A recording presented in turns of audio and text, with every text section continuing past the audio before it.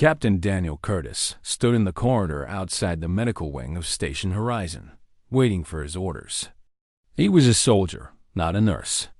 He had spent 15 years protecting human interests across 3 star systems. He had fought in the Kepler Colony Wars.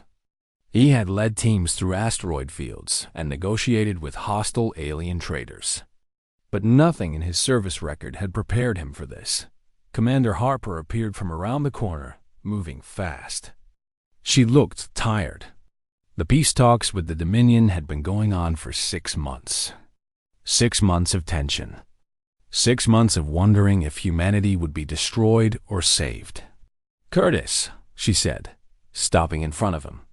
"You got the briefing?" "Some of it," Daniel said. "There's an alien queen on this station. She's injured.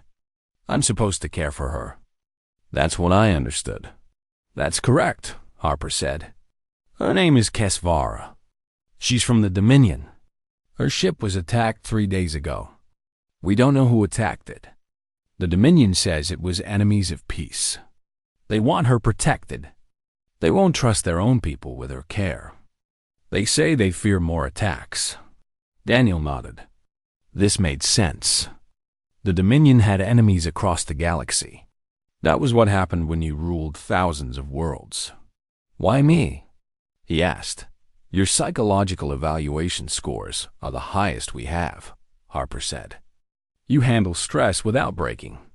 You think clearly when things go wrong. You respect authority, but you don't follow orders blindly. And you have experience with non-human communication. That matters. What's she like?" Daniel asked. Harper paused. She looked uncomfortable. "That's the thing. We don't have much information. The Dominion hasn't shared details. What we know is that she's injured and angry. She's also dangerous. She has sharp edges on her body. She's made that clear. Several medical staff have been cut just trying to help her. She told us she would only accept care from a human male with military training." "Why a male? Why military training?" "We don't know," Harper said. "Maybe she respects strength. Maybe she thinks a soldier will understand her." The Dominion Council seemed to think this was a reasonable request. "So here we are." Daniel took a breath. "When do I start?" "Now," Harper said. "She's in Medical Bay 7. Dr. Patel will brief you on her injuries. Don't get too close at first. Learn her movements. The translation device on her wrist will help you understand her. She can understand human speech without it, but she prefers to speak through the device." They walked together toward Medical Bay 7. The station was busy. Dominion representatives walked past them. They were tall beings made of something that looked like crystal or metal. They moved with a grace that suggested they were not like humans at all. Some had multiple limbs. Some had appendages that seemed to serve no clear purpose. One had eyes that looked like nothing on Earth, but Kesvara was different. When Daniel entered the medical bay, he saw her immediately. She lay on a reinforced medical table that had been specially built for her size. She was larger than the other Dominion beings Daniel had seen. Her body was sharp and angular, covered in what looked like dark crystalline surfaces that caught the light. Her edges were not smooth. They were edges like broken glass or sharpened stone. Some areas of her body seemed to pulse with a faint blue light. There were damaged sections where her crystalline surface had cracked or shattered. Medical patches covered some of these wounds. Her eyes were closed, but they opened the moment Daniel entered the bay. They were not eyes like human eyes. They glowed with a pale gold light. They looked straight at him, and Daniel felt something in his chest tighten. This being had seen things he could not imagine. This being had power he could not measure. Dr. Patel was standing near the medical table, keeping her distance. She looked relieved to see Daniel. "Captain," she said quietly, "thank you for coming. She's stable now, but her injuries are severe. The crystalline structure of her body is partially shattered. We've done basic repairs, but she needs rest and careful handling. She needs someone to help her move, to monitor her condition, to ensure she doesn't worsen. Daniel looked at Kesvara. She was still watching him. Her gaze did not move. What does she need? Daniel asked. Food and water, mainly. Her physiology is different from ours, but she can consume nutrients from standard meal rations. She needs her injuries monitored. She needs rest. And she needs not to be afraid that someone will hurt her while she's weak. Daniel understood. The queen was vulnerable. In her world, vulnerability meant death. He stepped forward, slowly, showing his hands empty. He kept his movements smooth and predictable. My name is Daniel Curtis, he said clearly. I'm assigned to care for you. I'm not here to hurt you. I'm here to help you recover. The translation device on Kesvara's wrist glowed. It spoke in a voice that was not quite human. The voice was sharp and cold. I know who you are, Captain Curtis. Your record has been examined. You are a soldier. You have killed. You have sacrificed others for your cause. You understand hierarchy and strength. I do, Daniel said. Then you will understand this, Kesvara said. I am not weak in my heart. I am weak only in my form. When I heal, I will remember everyone who sees me in this state. I will remember every moment of shame. I will remember if anyone here treats me with pity or disrespect. Daniel heard the threat beneath the words. He heard what would happen if he failed. I will treat you with the respect you deserve, Daniel said, and I will help you get strong again. Kesvara's glowing eyes narrowed. We will see if humans can be trustworthy, Captain Curtis. We will see if your species is worth protecting. Daniel realized then that this was not just about caring for an injured alien. This was about humanity's future. The Dominion would judge all of humanity based on how he treated one queen. The weight of that knowledge settled on his shoulders like a physical thing. He pulled up a chair next to the medical table, keeping a respectful distance from Kesvara's sharp edges. We'll start whenever you're ready, he said in that moment. The real test began. 3 days into his assignment, Daniel understood that his military training had not prepared him for this. Kesvara was not a soldier following orders. She was not a diplomat choosing words carefully. She was a being of pure will and intelligence, and she did not tolerate mistakes. His first major error happened on the morning of the second day. Daniel attempted to help Kesvara stand. She had been lying on the medical table for too long, and the doctor said she needed to move to prevent her injuries from getting worse. Daniel approached carefully, offering his hand as support. Kesvara turned sharply. Her arm, covered in jagged crystalline edges, nearly cut across his chest. Daniel jumped back, but not fast enough. Blood appeared on his uniform. Do not ever assume I need your help without asking, Kesvara said through the translation device. Do not ever touch me without permission. Daniel pressed his hand against the cut. It was not deep, but it burned. He realized he had been arrogant. He had thought that because she was injured, she needed his assistance. He had not considered that she might have her own way of doing things. I apologize, he said. Your apology means nothing, Kesvara said. Your understanding matters. Do you comprehend the difference? Yes, Daniel said. I understand. He learned quickly after that. He learned to ask before offering help. He learned that Kesvara moved with careful deliberation, calculating every motion to avoid cutting herself on her own body. He learned that she was in constant pain, but she did not complain about it. She simply accepted it and worked within its limits. When Daniel brought her meals, he placed them at a distance and let her approach.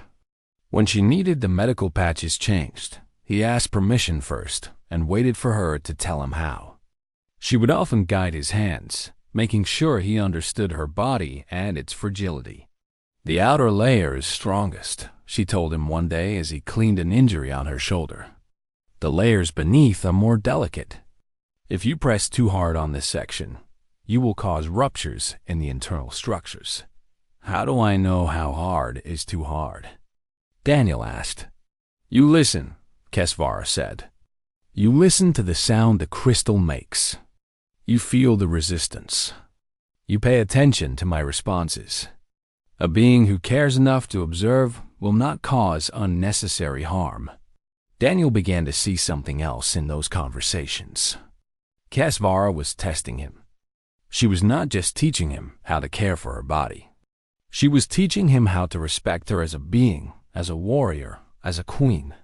On the 5th day, Daniel made a mistake that could have been serious. He knocked over a water container while pouring it, and some of the liquid splashed toward Kesvara. He immediately tensed, expecting a violent reaction. Instead, Kesvara simply moved with impossible speed, avoiding the water.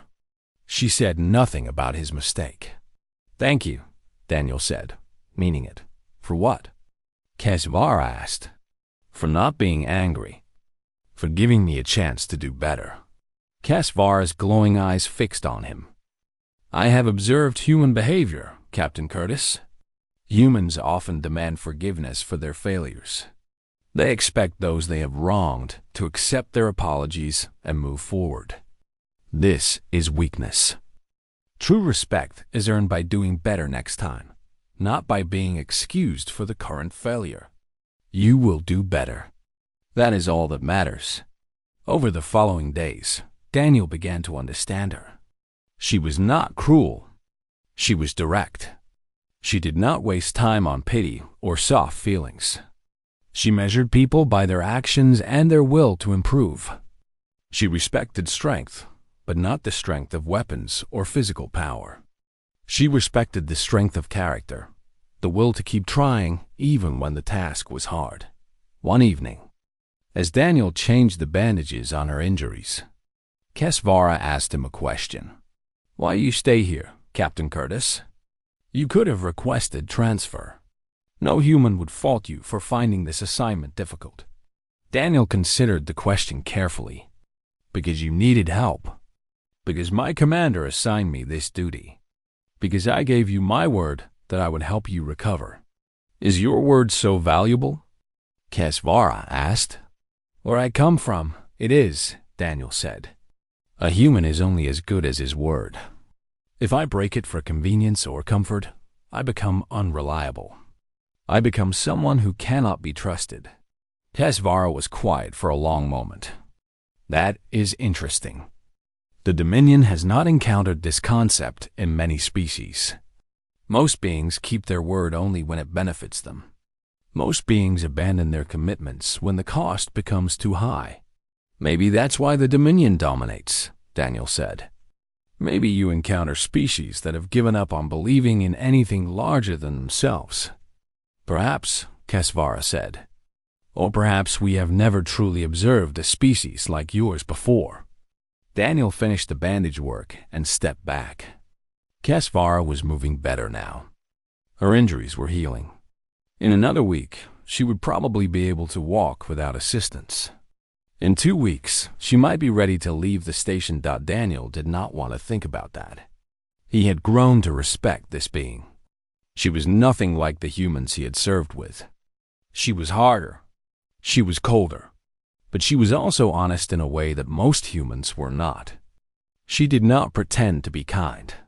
She did not hide behind false words. She simply was, and she expected others to be the same. You are a strange human, Captain Curtis, Kesvara said as he was leaving for the night. How so? Daniel asked. You do not ask for anything.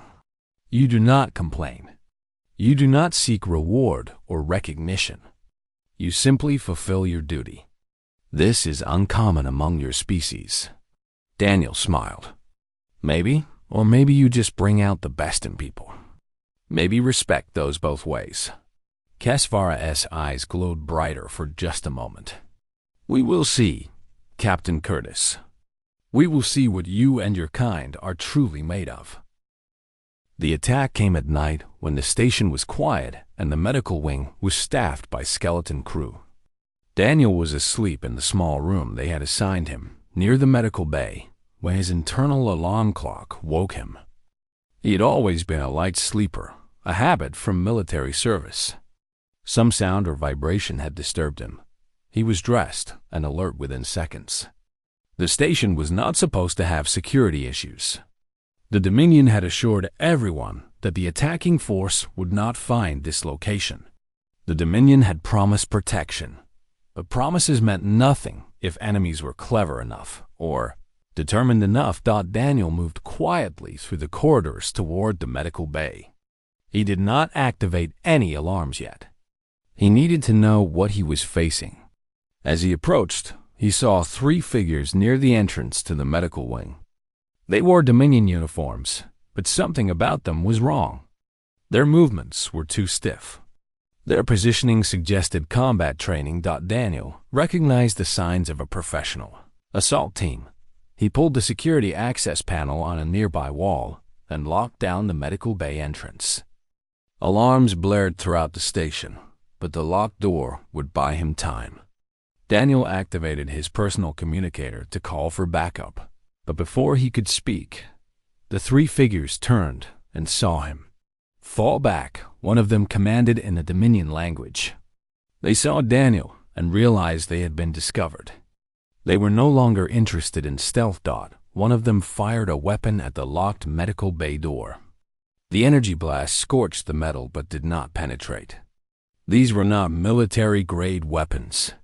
They were assassin weapons designed to target a specific individual, not to breach fortifications. Daniel drew his service blaster and took cover behind a maintenance panel. The 3 attackers advanced toward him, spreading out to create multiple angles. Daniel had faced worse odds before, but not often. "The Queen is under station protection," Daniel called out. "Stand down or be terminated." The attackers did not respond. They simply kept advancing, firing as they moved. Daniel returned fire, taking careful aim. His first shot caught one of the attackers in the shoulder, spinning them around. His second shot hit the next attacker in the leg. The third one dove for cover behind a cargo container. Daniel used the moment to advance toward the medical bay, keeping his back to the locked door. Now he was positioned between the attackers and Kesvara. That was all that mattered. The third attacker emerged from behind the cargo container and fired twice in rapid succession. Daniel felt the heat of the energy blasts pass close to his head. He fired back and saw the attacker fall, but the first one was getting back up, blood flowing from the shoulder wound.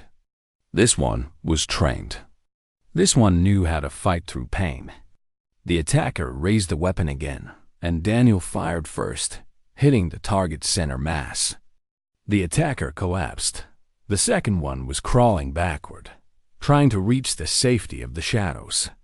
Daniel did not shoot a wounded enemy. The station security forces would handle the cleanup. Everything had happened in the span of 30 seconds. Daniel stood against the medical bay door, breathing hard, his blaster still raised. His hands were steady, but his heart was pounding. Behind him, he could hear movement from inside the medical bay. Kesvara was awake. Kesvara had seen everything. He did not move from the door. He kept his weapon ready in case more attackers came. Security personnel arrived within minutes, the sound of their footsteps echoing down the corridor. Commander Harper was with them. "Curtis, status," she commanded. 3 attackers, Daniel said, still facing the direction where the danger had been. 1 dead, 2 incapacitated. No breach of the medical bay. The Queen is safe. Harper moved past him, checking on the attackers. She signaled for medical personnel to come. Then she opened the medical bay door and looked inside. Daniel turned to see what Kesvara's reaction would be. The alien queen was standing at her medical table, still wounded, still weak, but watching everything with those glowing gold eyes. She was looking at Daniel. "You protected me," she said through the translation device. Yes, Daniel said. That's my duty. No, Kesvara said, and something in the translated voice sounded different. Something that might have been emotion. Duty would have been to call security and stand aside. Duty would have been to let others handle the threat. You chose to stand alone against attackers who outnumbered you. You chose to risk death to keep me safe. Why would you do this? Daniel lowered his weapon. Because you matter. Because I gave you my word that I would help you recover. Because protecting someone is more important than protecting yourself. Commander Harper looked between them, clearly understanding that something significant had just happened, even if she did not understand the exact nature of it. We need to move her, Harper said to Daniel. We need to get her to a safer location on the station.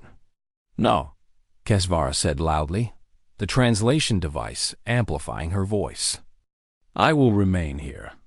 Captain Curtis will continue to guard me. No one else. Harper's eyebrows rose.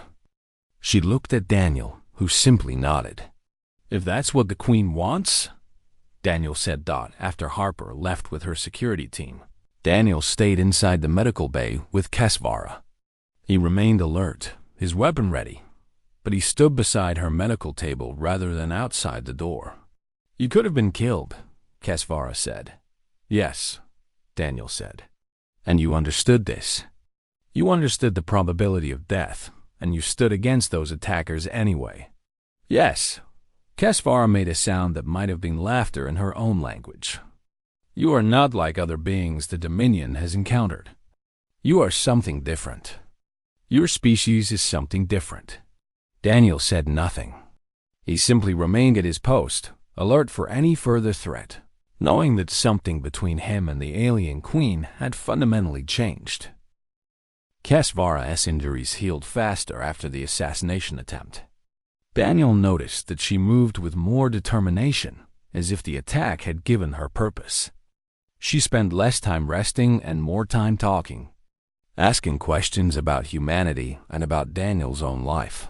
One evening, about 10 days after the attack, Kesvara asked Daniel to sit down near her medical table. There was something different in her tone. The sharpness was still there, but underneath, it was something else.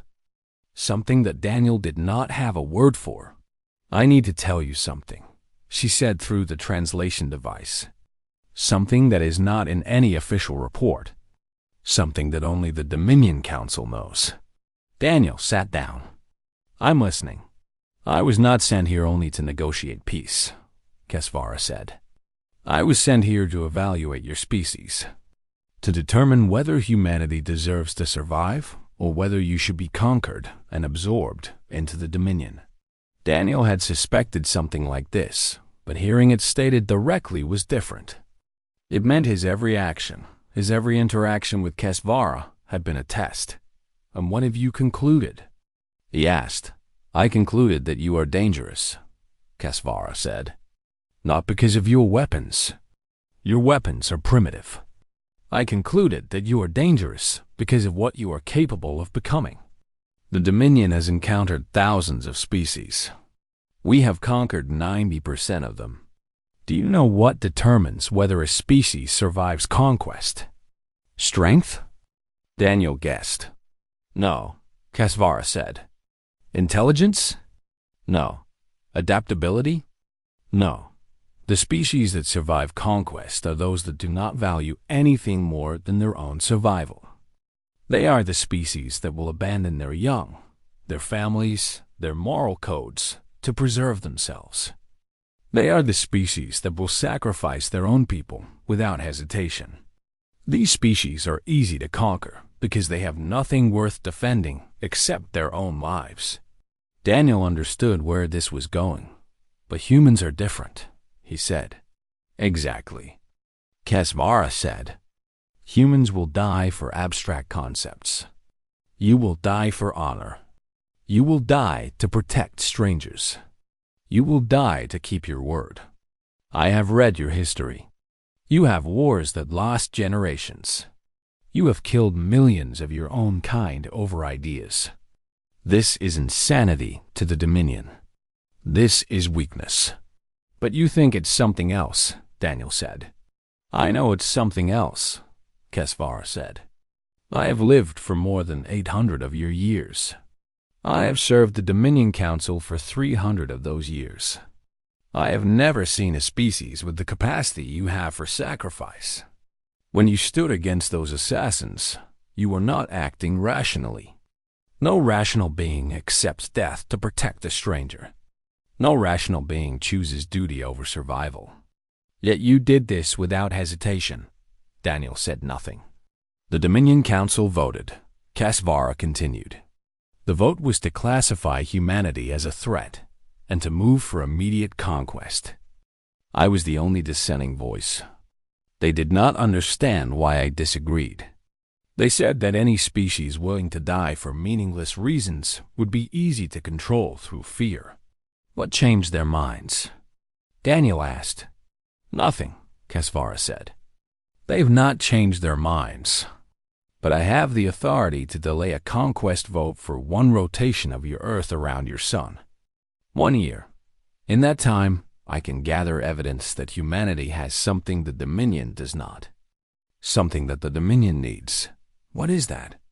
Daniel asked, although he thought he already knew. The will to create something greater than yourself, Kesvara said. The ability to care more about others than about power. The strength to choose mercy instead of victory.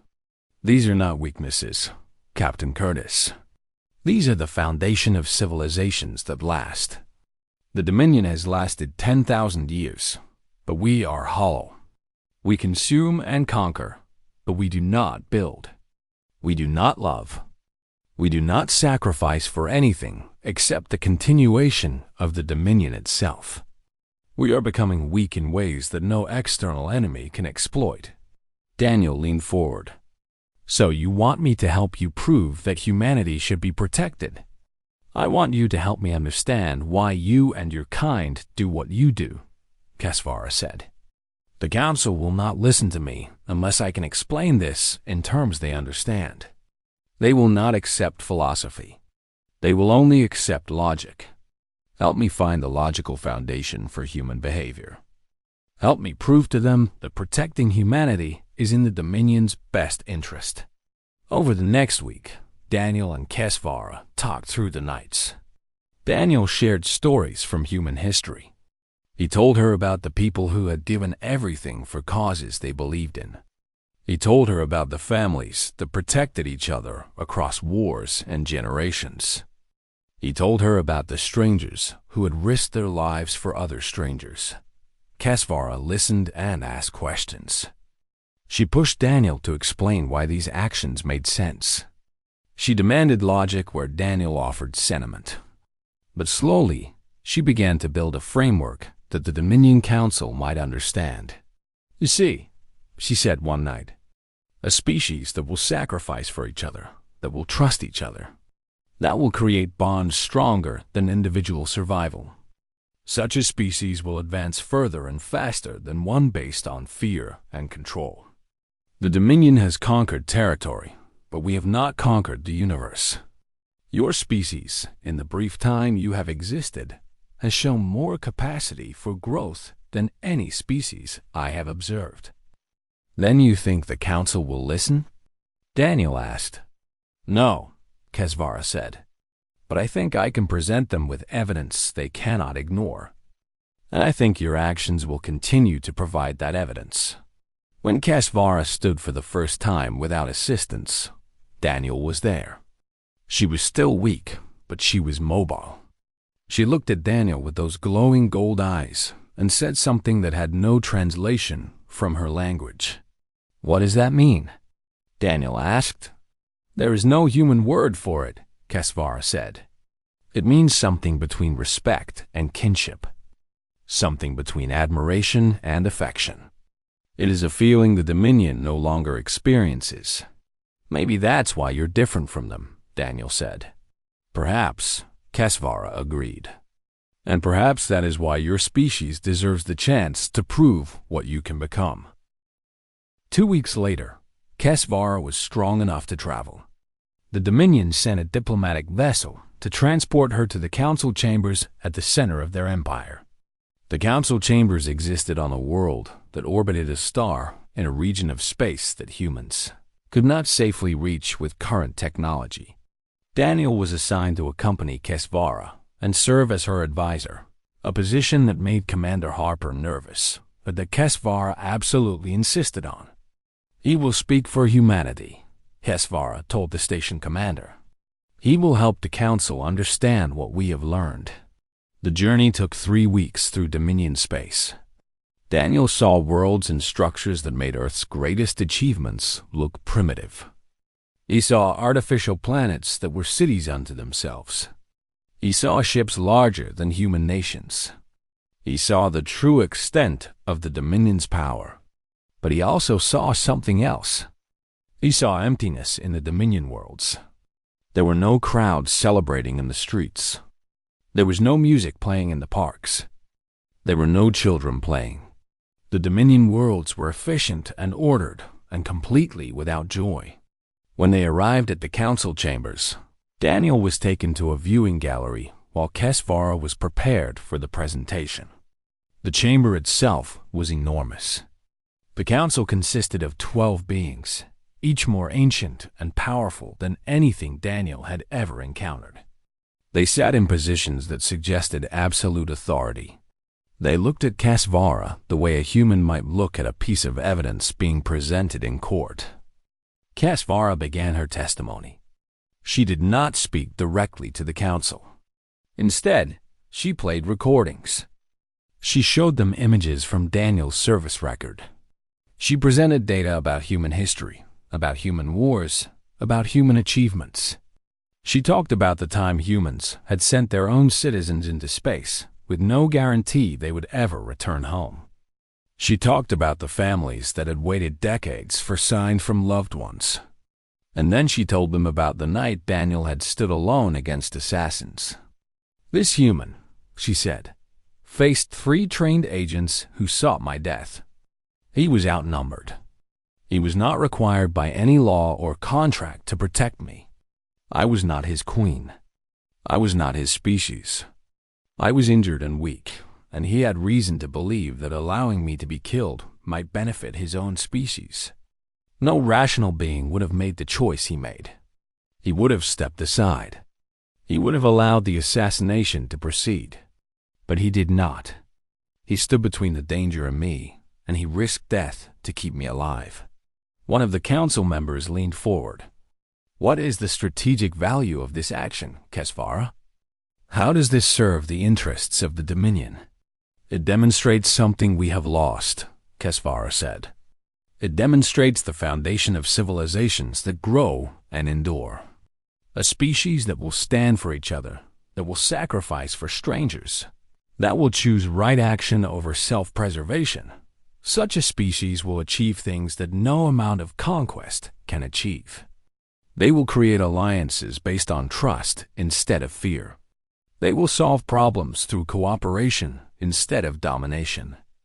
They will become something greater than they are." "You are speaking philosophy," another council member said. "Philosophy is not strategy." "Then I will be clear," Kesvara said. "If we destroy humanity or attempt to conquer them, we will destroy a species that can become our greatest asset. We will lose the chance to understand why they do what they do, and whether we might learn from them. We will ensure that any species allied with humanity will view us with fear instead of respect. We will weaken ourselves by making an enemy of a species that could have been an ally." Daniel watched from the gallery as the council debated. He could not hear all the words, but he could see the tension. Some of the council members seemed to be considering Kesvara's words. Others were clearly opposed. Finally, the oldest council member stood. Her appearance was different from the others. She seemed to be made of something even more ancient and crystalline than Kesvara. Her voice, when she spoke, seemed to echo through the chamber. "I propose we grant humanity protected status," she said. "Not conquered, not assimilated, protected. We will establish treaties that prevent any Dominion member from making war on human worlds. We will open limited trade routes. And we will wait to see whether this species can teach us what we have lost." The vote was not unanimous, but it was clear. Humanity was granted protected status by the Dominion Council.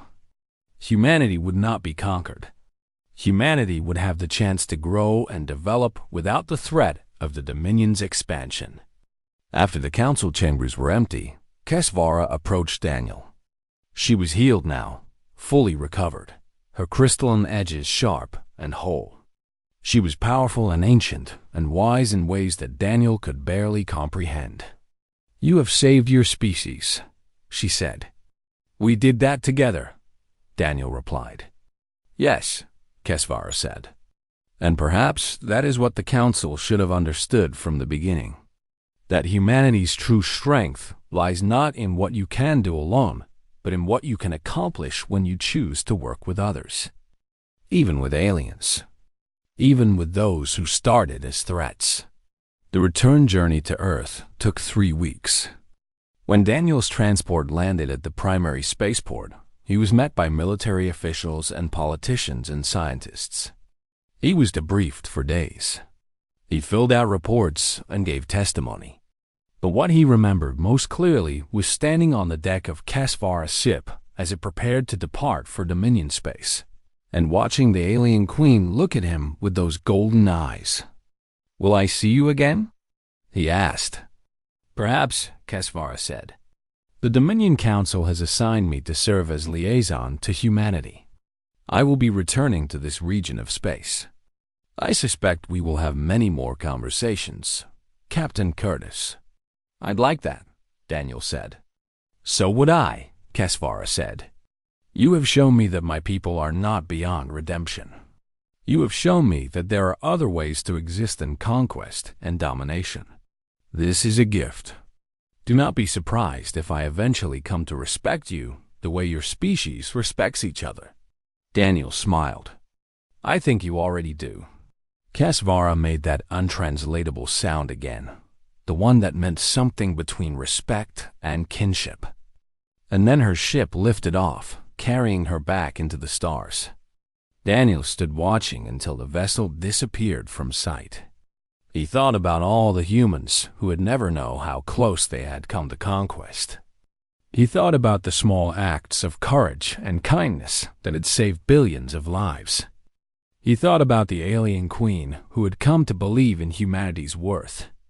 And he realized that sometimes the most important battles were not fought with weapons, but with the simple choice to do what was right, even when the cost was high.